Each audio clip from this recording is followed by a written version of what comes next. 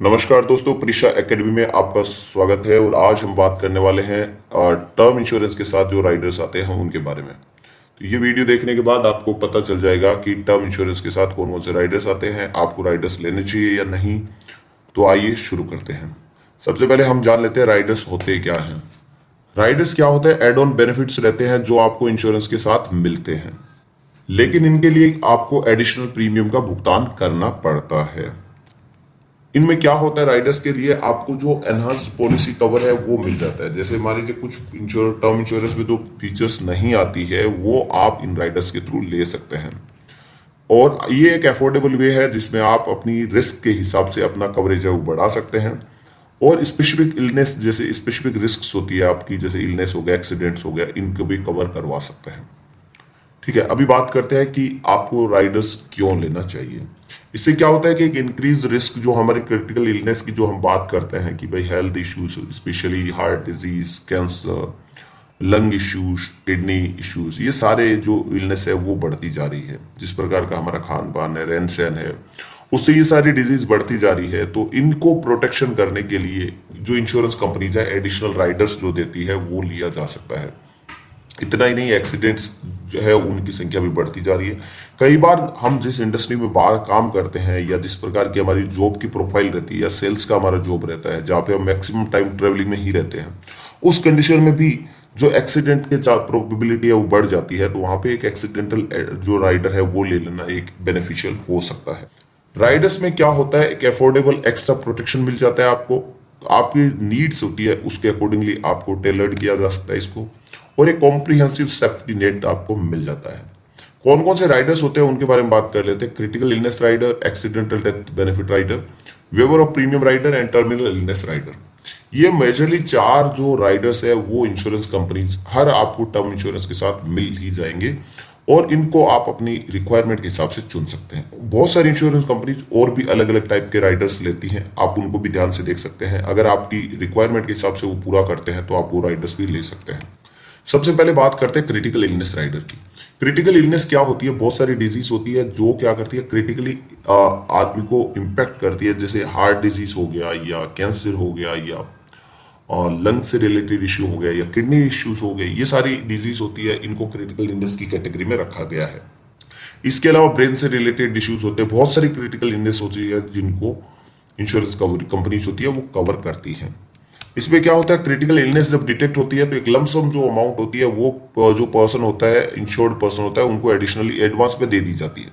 इससे क्या होगा, वो अपना जो ट्रीटमेंट है वो अच्छे हॉस्पिटल में करवा सकते हैं, अच्छे से अपना ट्रीटमेंट करवा सकते हैं और लाइफ को बढ़ाया जा सकता है। लेकिन मान लीजिए उन्होंने टर्म इंश्योरेंस ले रखा है लेकिन क्रिटिकल इलनेस राइडर नहीं ले रखा है, तो इस कंडीशन में क्या होगा, उनकी अगर मान लीजिए सीवियर डिजीज भी हो गई तो इंश्योरेंस कंपनी उनको एडवांस में पैसा नहीं देगी और वो अपना इलाज ठीक से नहीं करवा पाएंगे। तो ये उस कंडीशन में हेल्पफुल हो जाता है। दूसरा जो राइड आता है एक्सीडेंट डेथ बेनिफिट राइडर। तो जिस प्रकार के एक्सीडेंट्स बढ़ते जा रहे हैं या जिस प्रकार की जॉब प्रोफाइल रहती है वहां पे क्या हो रहा है कि लगता है कि भाई एक्सीडेंट बढ़ जाता है, तो उन लोगों के लिए एक राइडर बेनिफिशियल रहता है। यहाँ पे क्या होता है, अगर एक्सीडेंट से डेथ हो जाती है तो यहाँ पे एडिशनल प्रीमियम है वो, एडिशनल सम इंश्योर्ड है वो मिल जाता है। जैसे मान लीजिए नॉर्मल कोर्स में सम इंश्योर्ड था उनका 1 करोड़ रुपए था और एक्सीडेंट का सम इंश्योर्ड 50 लाख रुपए है। और अगर पर्सन की डेथ अगर एक्सीडेंट से हो जाती है तो यहाँ पे 1 करोड़ 50 लाख रुपए है वो परिवारजनों को दे दिया जाएगा। साथ ही साथ ये क्या करता है, इमीडिएट फैमिली नीड्स होती है उनको पूरा कर सकता है और inexpensive to add to the policy, यानी इसमें ज्यादा प्रीमियम का भुगतान नहीं करना पड़ता है लेकिन अच्छा खासा बेनिफिट हो जाता है। ये उन लोगों के लिए खासकर बेनिफिशियल है जिनकी जो प्रोफाइल एक्सीडेंट वाली है। मैं बार बार इस चीज को दोहरा रहा हूं, अननेसेसरी इसको ऐड करवाने का कोई मतलब नहीं है। अब बता वेवर ऑफ प्रीमियम राइडर्स, यहाँ पे इंश्योरेंस कंपनी क्या करती है, आप एक एडिशनल प्रीमियम पे कर देते हैं तो उसके बाद में क्या होती है, किसी प्रकार की कोई डिसेबिलिटी हो गई या क्रिटिकल इलनेस हो गया तो वहां पे फ्यूचर के प्रीमियम्स होते हैं वो सारे माफ कर दिए जाते हैं और पॉलिसी जैसी की तैसी है वो चलती रहेगी।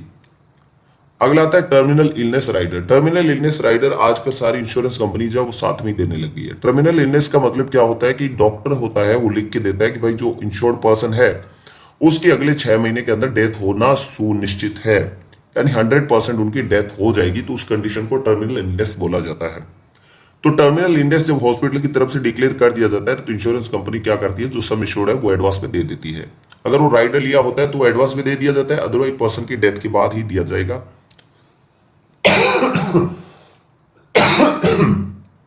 लेकिन आजकल क्या होता है, maximum insurance companies terminal illness जो है राइडर वो साथ में बाय डिफॉल्ट उसमें ऐड करके ही देती है, इसको अलग से लेने की रिक्वायरमेंट नहीं होती है। लेकिन अगर मान लीजिए वो नहीं है और आप लेना चाहते हैं तो टर्मिनल इलनेस राइडर ले सकते हैं। तो ये थे मैक्सिमम राइडर्स। अब ये राइडर्स को चुनना कैसे है, अच्छे राइडर का चुनाव कैसे करें? पहले आपको असेस करना है, आपकी रिस्क है उनको असेस करना है कि भाई आप किस प्रकार की रिस्क आपको हो सकती है। फिर आपको देखना है कि आपके फैमिली नीड्स होती है वो क्या है, उनको ध्यान में रखना है। और फिर आपको देखना है कि जो प्रीमियम आप एडिशनल पे करेंगे वो और बेनिफिट मिलने वाले हैं उनका क्या कंपैरिजन है। अगर बेनिफिट प्रीमियम पे करते उससे ज्यादा मिलने वाला है तो डेफिनेटली राइडर लिया जा सकता है। आपको अपनी रिस्क का भी असेस कर लेना है कि क्या आप राइडर जो लेने वाले हैं वो आपके रिस्क को कम करेगा या नहीं, वो भी ध्यान में रखना है।